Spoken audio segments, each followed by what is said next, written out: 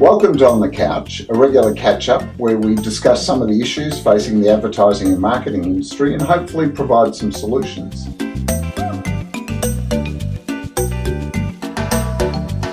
Today I'm again joined by John Oldfield, who's the Ambassador for Worldwide Partners, a global network of independent agencies. Welcome, John, to the couch. Delighted to be here. And you've come a long way because recently you were for 20 years, the Director of Memberships at the IPA. Yeah, halfway around the world. So you've come down under. Yes.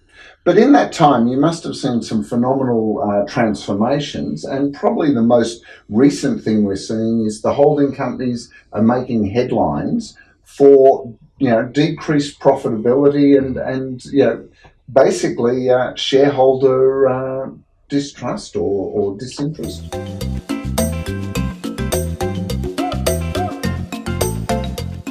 I think the shareholders are very interested. I think that the shareholders are very concerned, and it isn't necessarily something that the holding companies have done wrong or failed to address.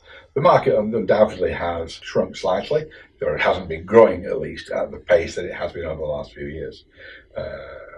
And the big beasts always feel the drought first.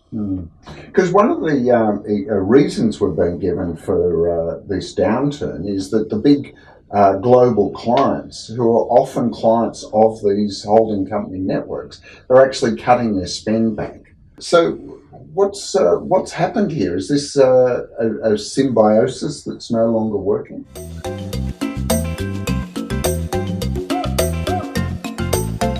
I think the holding companies will respond by reducing costs, cutting costs.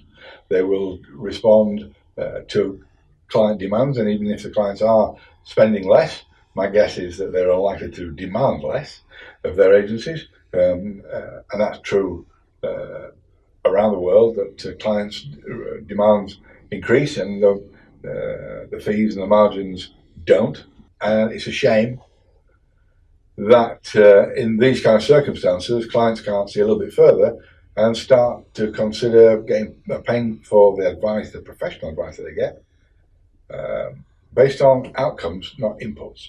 So that's quite interesting, because the next part is, where do independent agencies fit into this? Because there's some terrific independent agencies around the world that are really, we call it the drover's dog. They nip at the heels of these big behemoths.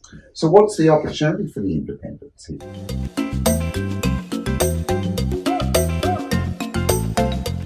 I think it's a great opportunity. They're fragile, they're agile and nimble, and they're capable of moving far quicker than some of the networks. I don't think they'll have a problem at all. In fact, I think this is the circumstances that they will be able to do extremely well out of. And in fact, we've seen the networks grow by picking off these independents. It's almost like the networks wait until they're a suitable size to just snap them out of the marketplace. I think all the networks constantly need to reinvigorate the creative DNA within the network by acquiring talented and successful independent agencies. That will always be the case. Not every owner of every independent agency is looking to sell. Some do. It's a personal circumstance of an individual. It's not an industrial trend. It's about the behaviour and the needs of the individuals who own the agencies. And yes, some will sell and some will not. But isn't that the reason that these small agencies, these independent agencies, work so hard, is to build themselves to the point that they can sell out? This is the cash-in point of starting an agency, isn't it?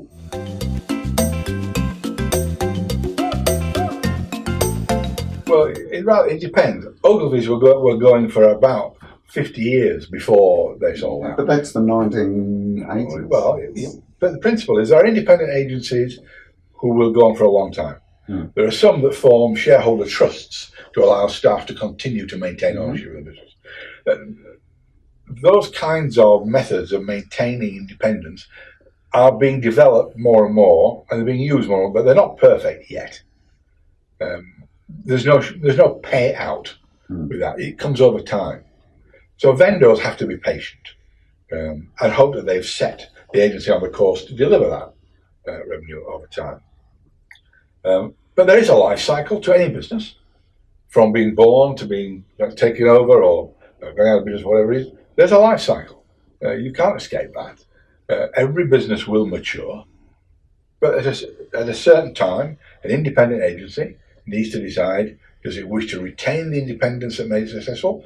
And it's all about the personal needs of the owners. It's all about the vendor's personal circumstances. I'll tell you now, if the owners of independent agencies were all so wealthy and made so much money they didn't care about the money they got for the agency, they probably wouldn't sell it. They'd let their kids inherit it. So why do we see so many companies? We've just recently seen in this market 3 listings on the stock exchange of people bundling up independent agencies and selling out. It's purely a profit game, cashing in on equity.